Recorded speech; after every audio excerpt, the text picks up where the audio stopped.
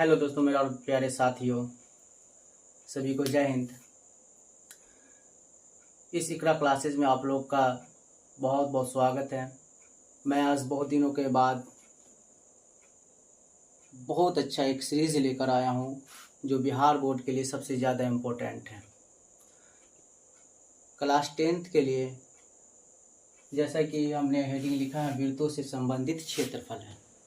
जो चैप्टर है 12.1 बहुत ही इम्पोर्टेंट है। तो हमने हर चैप्टर का जो एग्ज़ाम में बार बार पूछता है, हर बार टकराता ही रहता है, हर बार पूछता ही रहता है, तो उसी क्वेश्चन का मैं सॉल्यूशन करूँगा। करते वृत्तों से संबंधित क्षेत्रफल। पहले हम समझेंगे कि वृत्त के बारे में।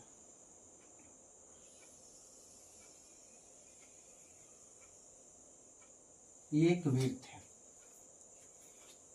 इसको हम कहते हैं वृत्त का केंद्र। अगर हम केंद्र से एक लाइन ड्रॉ करते हैं, केंद्र का नाम दीजिए ओ, ये हो गया, मान लीजिए ए। तो ये जो वृत्त है, ये जो आधी लाइन है, इसको हम लोग कहेंगे त्रिज्या, जिसको हम लोग आर से डिनोट करते हैं, आर फॉर रेडियस। अगर इसी लाइन को हम पूरी की पूरी मिला दें तो यहाँ से लेकर यहाँ तक वृत्त के केंद्र से होकर गुजरने वाली रेखा वो कहलाती है व्यास, जिसको हम लोग दिखाते हैं डी फॉर डायमीटर।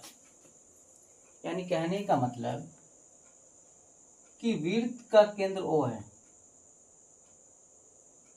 और एक ये ए बी जो हो गया वृत्त का, क्या हो गया, व्यास।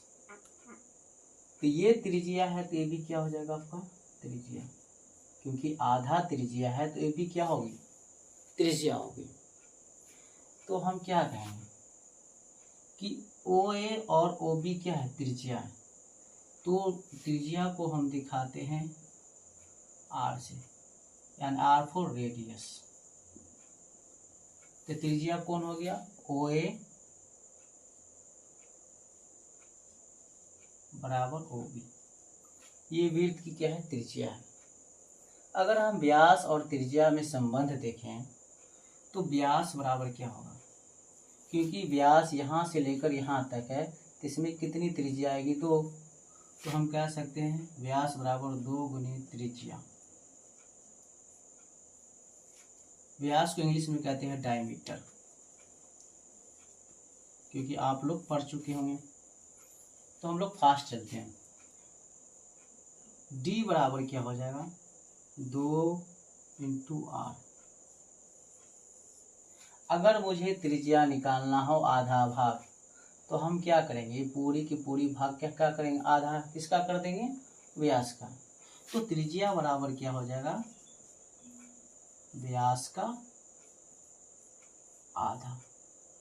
एक अच्छा फॉर्मूला हो गया कि त्रिज्या क्या होता है कि व्यास का आधा होता है, और व्यास क्या होता है, त्रिज्या का दोगुना होता है। तो आर बराबर क्या हो जाए, D/2। ये सभी लोग जानते होंगे।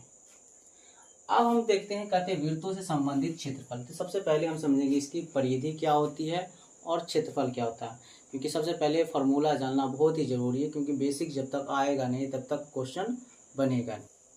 अगर हम वृत्त की परिधि की बात करें,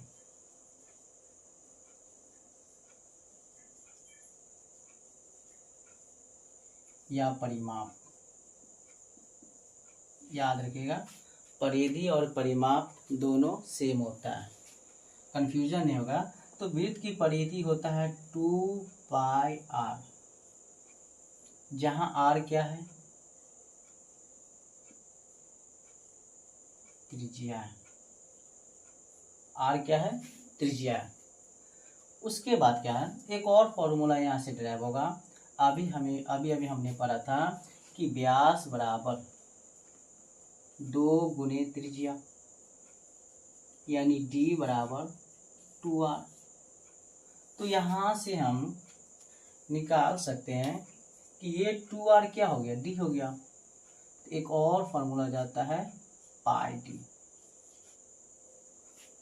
वृत्त की परिधि या परिमाप 2 पाई r या पाई डी। डी क्या है यहाँ पे, व्यास है। तो ये बेस्ट फॉर्मूला हो गया।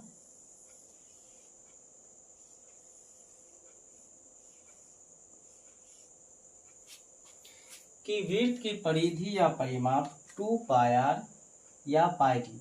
अगर क्वेश्चन में डायमीटर दिया हुआ है, व्यास दिया हो, तो हम डायरेक्ट ये फार्मूला यूज कर सकते हैं, नहीं तो फिर त्रिज्या निकालेंगे, फिर ये फार्मूला पे हम यूज करेंगे। अगर वृत्त का क्षेत्रफल पूछें तो वृत्त का क्षेत्रफल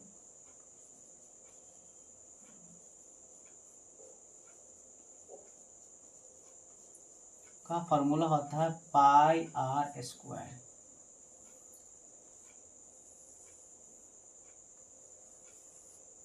आर क्या हो गया, आर आपका हो गया त्रिज्या। पाई जो होता है, ये पाई का वैल्यू होता है 22/7 या 3.14। जब तक एग्जामिनर पाई का मान 3.14 नहीं कहे तब तक मुझे रखना नहीं है, क्योंकि पाई का मान मुझे हमेशा रखना 22/7। अगर क्वेश्चन में है कि पाई का मान 3.14 रखने, तो आपको ये रखना है, और नहीं कहे तो हमेशा 22/7 रखना है, ये हमें याद रखना।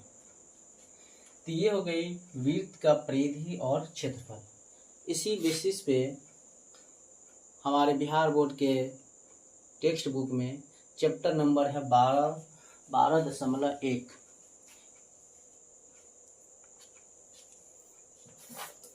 ये हमारे हैंड में किताब है और इसका जो सिलेक्टेड क्वेश्चन है उसका हम सॉल्यूशन करेंगे।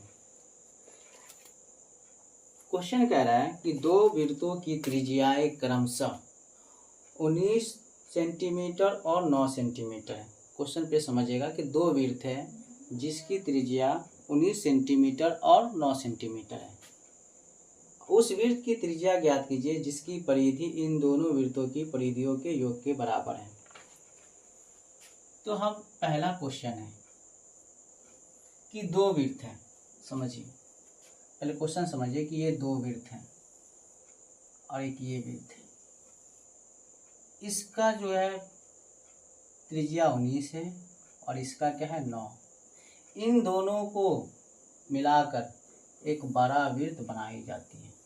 तो कह रहा है इसका त्रिज्या क्या होगा, ध्यान से देखिए। इसकी त्रिज्या दी हुई, दो वृत्त की त्रिज्या दी हुई, और कह रहा है कि इन दोनों वृत्तों की परिधियों के योग के बराबर इसकी परिधि है, तो इसकी त्रिज्या क्या होगी। तो बहुत सिंपल है, हमको बड़े वृत्त की त्रिज्या निकालनी है। तो सबसे पहले जो डेटा दिया है उसको मुझे लिखना है। क्या लिखना है, सॉल्यूशन में लिखिएगा। दो वृत्त है, माना कि बड़े वृत्त की त्रिज्या r है,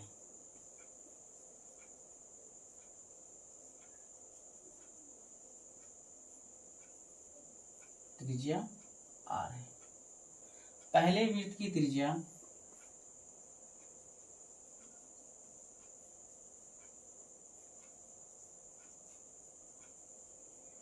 इसको मान लेंगे r1, क्योंकि पहली वृत्त है, ये दिया हुआ 19 सेंटीमीटर। दूसरे वृत्त की त्रिज्या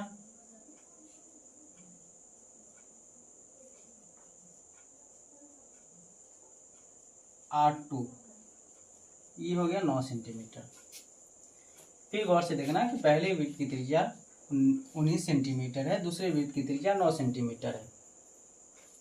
इन दोनों वृत्तों की परिधियों के योग के बराबर बड़े वृत्त की परिधि है। तो लिखना है कि बड़े वृत्त की परिधि बराबर पहले वृत्त की परिधि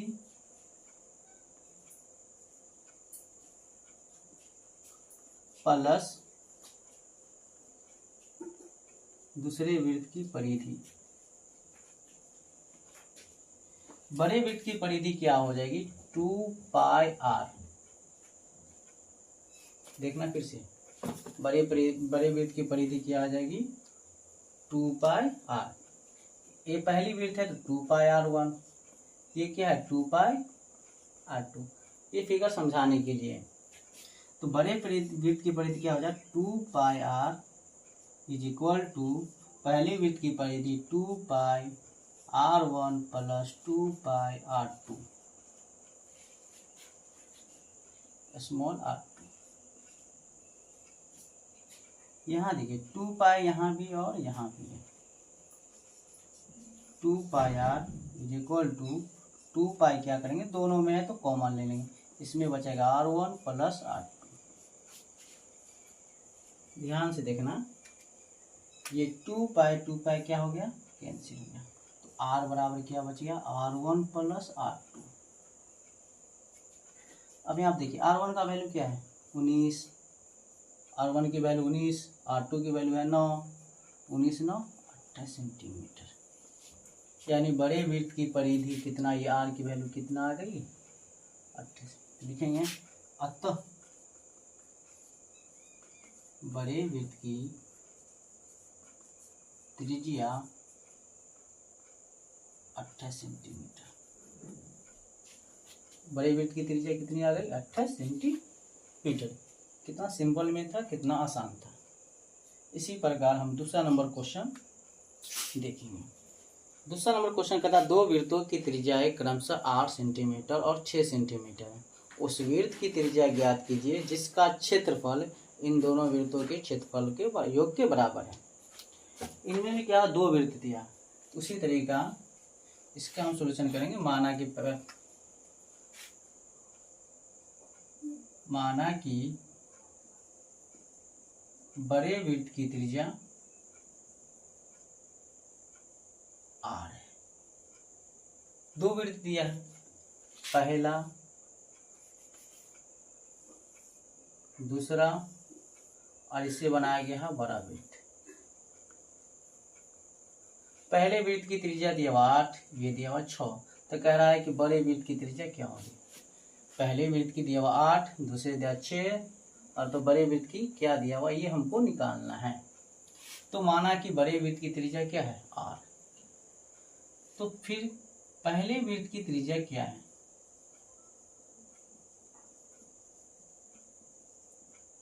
r1 बराबर 8 सेंटीमीटर। ध्यान देना, पहले वृत्त की त्रिज्या क्या है 8 सेंटीमीटर। दूसरे वृत्त की त्रिज्या r2 बराबर क्या हो जाएगा 6 सेंटीमीटर। फिर कह रहा है कि बड़े वृत्त का क्षेत्रफल इन दोनों वृत्तों के क्षेत्रफल के योग के बराबर। योग का मतलब होता है जोड़, यानी इसका क्षेत्रफल जब जोड़ेंगे तो मुझे क्या मिलेगा बड़ा वृत्त। तो बड़े वृत्त का क्षेत्रफल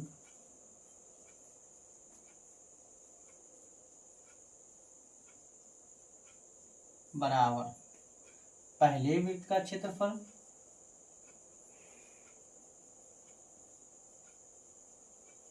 प्लस, ये समझ गए हम,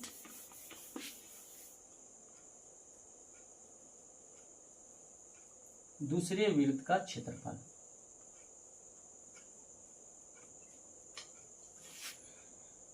बड़े वृत्त का क्षेत्रफल मान लीजिए बड़ा वृत्त है, इसको हम यहीं पे बना देते हैं बड़ा वृत्त। इसका त्रिज्या क्या है r।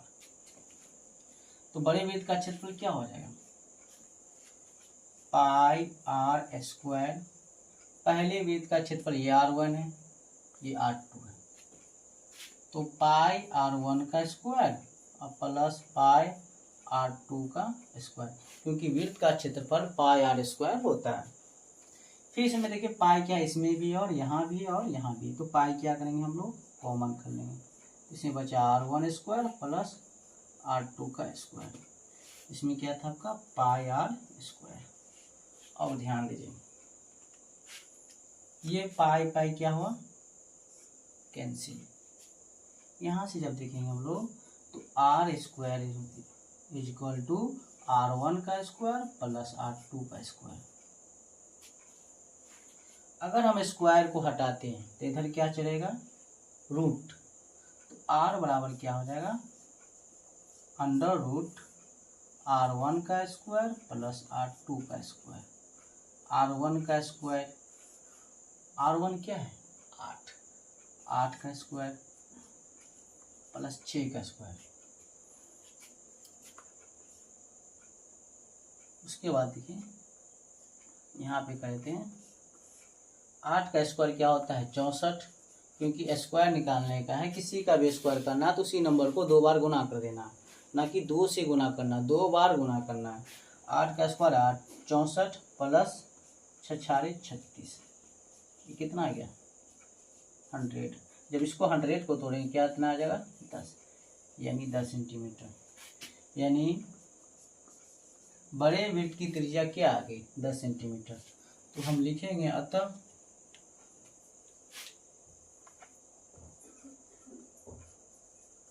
वृत्त की त्रिज्या 10 सेंटीमीटर है। इस 2 क्वेश्चन में एक क्वेश्चन रहता ही है, चाहे वो परिधि पर दिया हो या क्षेत्रफल पर दिया हो, ये आप लोग समझ गए होंगे। अब हम लोग अगला क्वेश्चन देखेंगे। 1 का तीसरा नंबर क्वेश्चन उतना इम्पोर्टेंट नहीं है। चौथा क्वेश्चन ये इम्पोर्टेंट है क्योंकि ये सिलेक्टेड है, क्वेश्चन ये पूछता ही रहता है। चौथा क्वेश्चन है किसी कार के प्रत्येक पहिए का व्यास 80 सेंटीमीटर है। कार के पहिए का व्यास, तो पहिया जो होता है वो वृत्त के आकार का। अब समझिए ये क्या है पहिया,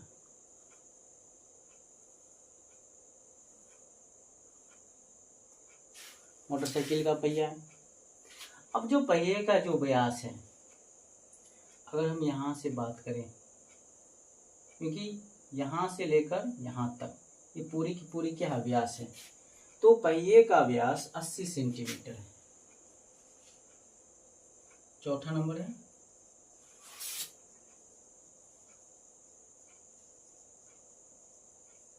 पहिए का व्यास क्या है 80 सेंटीमीटर।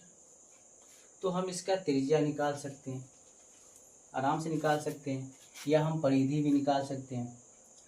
तो डायरेक्ट हम परिधि निकालें, क्योंकि चक्का जो एक चक्कर लगाएगा, ये चक्का एक चक्कर लगाएगा तो वो उसकी परिधि होती है। अब एक चक्कर में वो कितनी दूरी तय करेगा तो उसकी क्या होता है, एक चक्कर में कितना दूरी क्या हुआ वो एक परिधि होता है। तो पहिए का व्यास 80 सेंटीमीटर है। तो हम लिखेंगे कि पहिए एक चक्कर में तय की गई कुल दूरी क्या हो जाएगा, पहिए का परिधि। बात समझिए, पहिया एक चक्कर में जितनी दूरी तय करेगी, पहिया एक चक्कर में जितनी दूरी तय करेगी वो इसका क्या होता है परिधि या परिमाप होता है। अब पहिए का परिधि क्या होता है पाई डी, क्योंकि हमने पिछली बार पीछे पढ़ा हूँ कि जब व्यास हो तो सीधा क्या निकालना पाई डी। अब देखिए पाई का मान है 22/7 और व्यास कितना है 80। जब हम इसको गुना करेंगे तो 22 अट्ठे 176, यहीं पे कर दीजिए, सेंटीमीटर में 1760/7 सेंटीमीटर।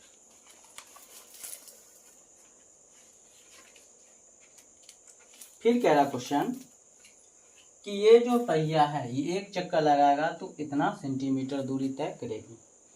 कह रहा है कार का, ये जो कार है पहिया जो है कार में, कार की चाल जो है 66 किलोमीटर प्रति घंटा। 66 किलोमीटर प्रति घंटा का मतलब होता है, पहले समझ लीजिए 66 किलोमीटर प्रति घंटा है, तो इसका मतलब होता है वो कार जो है 1 घंटा में कितना किलोमीटर जाएगी 66 किलोमीटर। तो हम लिखेंगे क्या,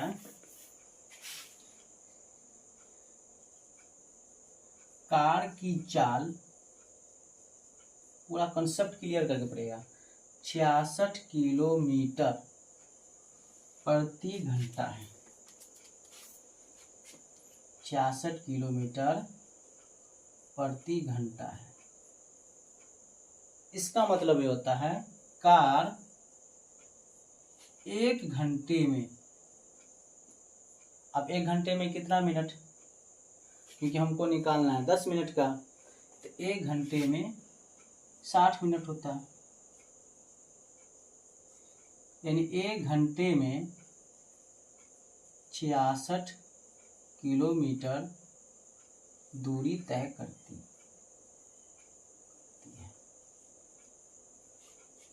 जब कार 1 घंटा में 66 किलोमीटर, 1 घंटा होता है 60 मिनट, 60 मिनट में 66 किलोमीटर, तो हम क्या कहेंगे कि 1 मिनट में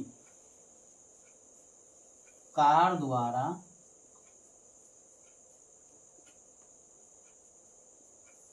तय की गई दूरी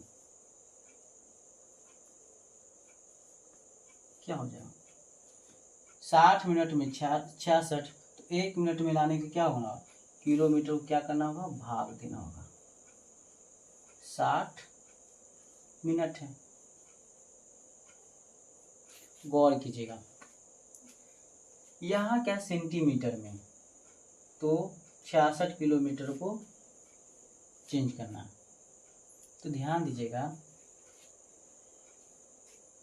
कहीं पे आप कॉपी में लिख लीजिएगा,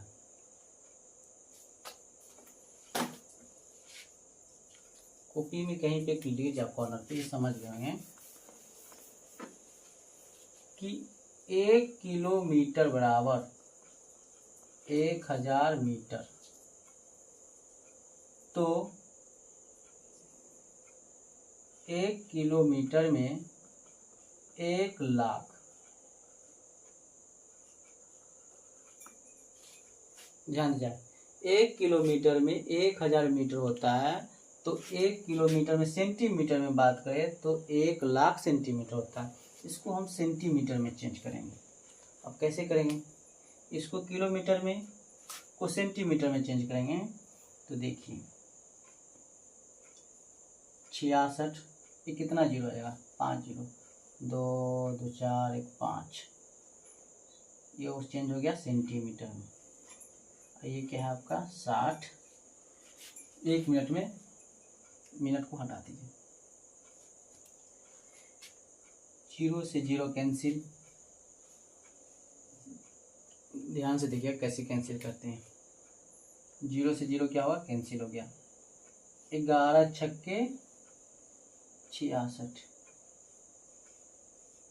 2 4, यानी 11 डबल 4 सेंटीमीटर, यानी 1 मिनट में 1,10,000 सेंटीमीटर दूरी तय करेगी। हमको निकालना है 10 मिनट में, तो 10 मिनट में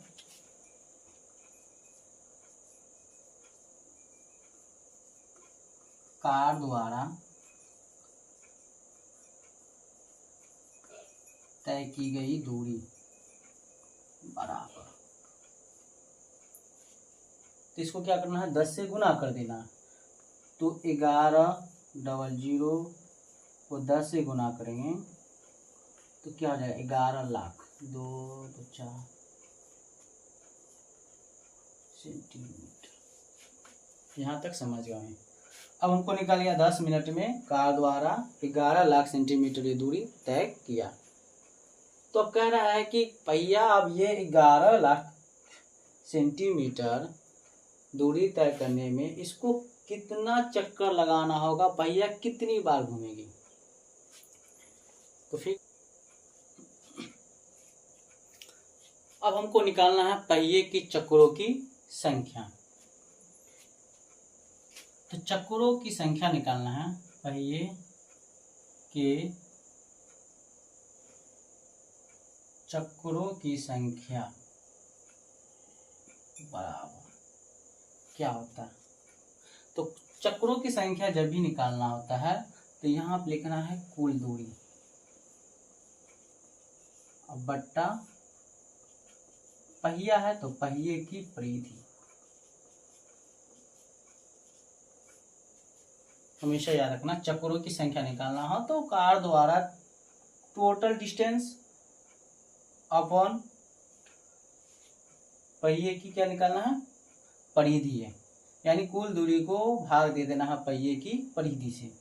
तो कुल दूरी कितना है? 11 लाख सेंटीमीटर है। 2 4 5 सेंटीमीटर।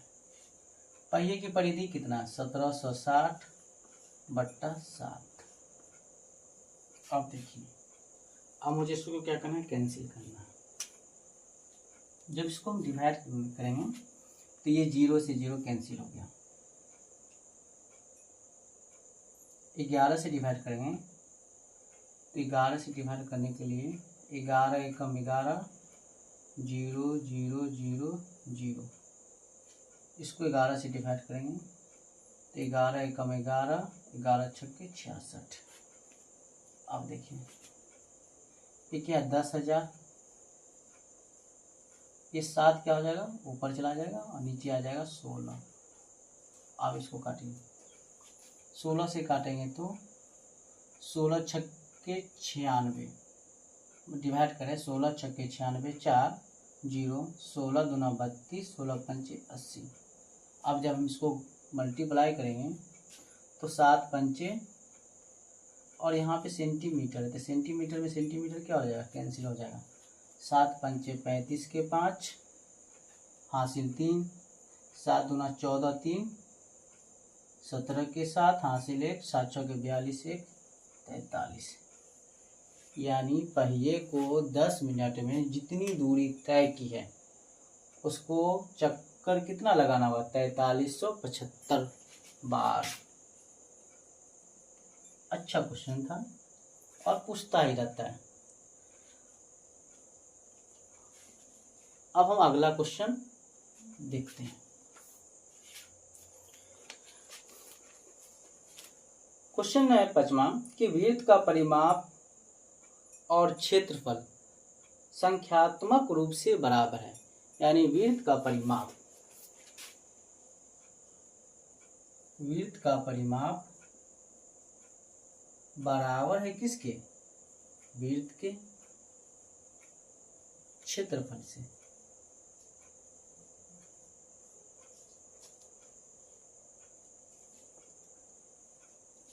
वृत्त का परिमाप बराबर है वृत्त का क्षेत्रफल।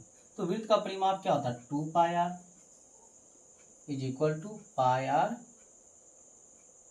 स्क्वायर। देखिए पाई से पाई कैंसिल हो गया, ये आर से एक आर कैंसिल हो गया क्योंकि इसमें डबल आर है तो एक आर से एक आर। तो अब क्या बच गया? 2 बराबर आर। तो वृत्त की त्रिज्या क्या हो जाएगी? अतः वृत्त की त्रिज्या 2 मात्रक है।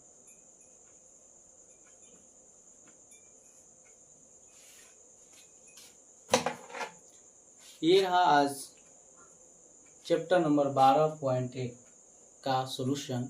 जो आप लोग को अच्छा लगे तो ये वीडियो को चैनल को सब्सक्राइब कर दें और अपने दोस्तों को भी सेंड कर दें। Thank you very much.